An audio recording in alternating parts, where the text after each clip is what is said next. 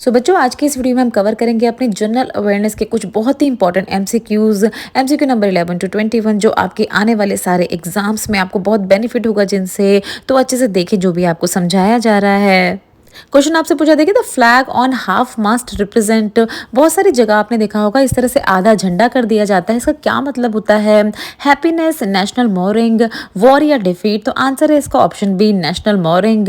National mourning क्या होती है कि बहुत ही ज़्यादा दुखद अगर कोई हालत होती है, किसी ऑफिशियल में से किसी की डेथ हो गई होती है अगर, तो अपना सौरव प्रकट करने के लिए, अपना दुख दिखाने के लिए इस तरह से झंडे को आधा कर दिया जाता है। तो आंसर है इसका option B, national morning.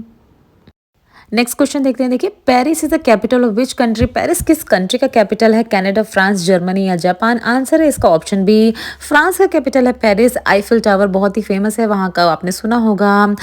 Canada का क्या है? देखिए, कनाडा का कैपिटल क्या है? ओटावा। तो सबके कैपिटल आपको पता होने चाहिए। बर्लिन किसका कैपिटल है? जर्मनी का कैपिटल है बर्लिन। एंड जापान का कैपिटल है टोक्यो। तो इन सारे ही ऑप्शंस में से सभी के आपको कैपिटल्स पता होने चाहिए, क्योंकि किसी भी कंट्री का आपसे पूछा जा सकता है कैपिटल। नेक्स्ट क्वेश्चन देखिए, आपसे पूछ रहे हैं 3 मई को इंटरनेशनली किस तरह से सेलिब्रेट किया जाता है? क्या होता है उस दिन? Press freedom day, environment day, earth day या लेबर डे। आंसर है इसका ऑप्शन ए, प्रेस फ्रीडम होता है 3 मई को। लेबर डे कब होता है? देखिए, 1 मई को लेबर डे मनाया जाता है। एनवायरमेंटल डे होता है 5 जून। एंड अर्थ डे होता है April 22। तो ये सभी जो डेज हैं आपको पता होने चाहिए। किसी भी तरह का क्वेश्चन आपसे आया पूछा जा सकता है, तो सभी आप याद करें, सिर्फ ऑप्शन ही ना देखें। ना देखिए, क्वेश्चन पूछे आपसे इनमें से कितने राइट्स एंजॉय किए जाते हैं हम इंडियंस के द्वारा? ऑप्शन है देखिए 6, 7, 5 या 8। आंसर है इसका ऑप्शन ए, 6 राइट्स एंजॉय किए जाते हैं। क्या होते हैं ये राइट? राइट टू इक्वालिटी मतलब समानता का अधिकार, राइट टू फ्रीडम मतलब आज़ादी का अधिकार, राइट अगेंस्ट एक्सप्लॉयटेशन, कोई हमें नुकसान ना पहुंचा पाए उसके अगेंस्ट हम आवाज़ उठा सकते हैं अपनी, right to freedom of religion अपने धर्म को चुनने का अधिकार, कल्चरल एंड एजुकेशनल राइट पढ़ने का अधिकार, राइट टू कॉन्स्टिट्यूशनल रेमेडीज़, तो ये हमारे कॉन्स्टिट्यूशन को हम मान सकते हैं। तो ये सारे ही राइट्स होते हैं जो इंजॉय किए जाते हैं हम इंडियंस के द्वारा। टोटल 6 राइट्स हैं ये। नाउ क्वेश्चन है आपके लिए, देखिए, बोकारो स्टील प्लांट इनमें से कौन से स्टेट में लोकेटेड है? मध्य प्रदेश, झारखंड, उत्तर प्रदेश या उड़ीसा। आंसर है इसका ऑप्शन बी, झारखंड में लोकेटेड है बोकारो स्टील प्लांट। ये बोकारो स्टील प्लांट जिसको BSL के नाम से भी जाना जाता है, ये 4th integrated public sector steel plant है ये। और ये इंडिया में किसकी हेल्प से बनवाया गया था? सोवियत की हेल्प से बनवाया गया था उस टाइम पे इंडिया में। तो काफ़ी पुराना ये स्टील प्लांट है।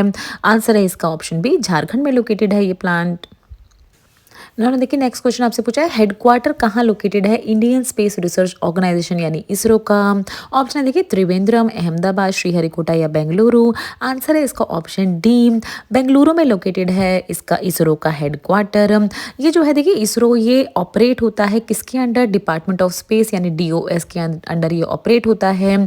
इसके सारे ही ऑपरेशंस जो है वो इंडियन प्राइम मिनिस्टर के द्वारा देखे जाते हैं, ऑब्जर्व किए जाते हैं। चेयरमैन जो होता है इसरो का वो एग्जीक्यूटिव की तरह एक्ट करता है, ये DOS डिपार्टमेंट ऑफ स्पेस का। तो ये भी आपको याद रखनी है, ये सारी ही पॉइंट्स जो कि है इसके बारे में, इसरो के बारे में।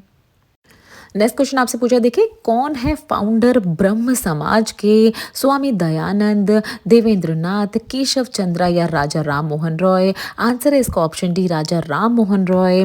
राजा राम मोहन रॉय, देखिए, ब्रह्मो समाज को संस्कृत में सोसाइटी ऑफ ब्रह्मास भी कहा जाता है। ये एक तरह की हिंदुइज्म की मूवमेंट थी जो कि पहले कब स्टार्ट की गई थी? कलकत्ता में स्टार्ट हुई थी 1828 यानी 1828 में स्टार्ट की गई थी राजा राम मोहन रॉय द्वारा। तो इसीलिए इनको फाउंडर माना जाता है किसका? ब्रह्म समाज का। ना देखिए, नेक्स्ट क्वेश्चन पूछा है आपसे कि किस कॉन्टिनेंट को डार्क कॉन्टिनेंट के नाम से भी जाना जाता है? यूरोप, अफ्रीका, एशिया या ऑस्ट्रेलिया। आंसर है इसका ऑप्शन सी, अफ्रीका।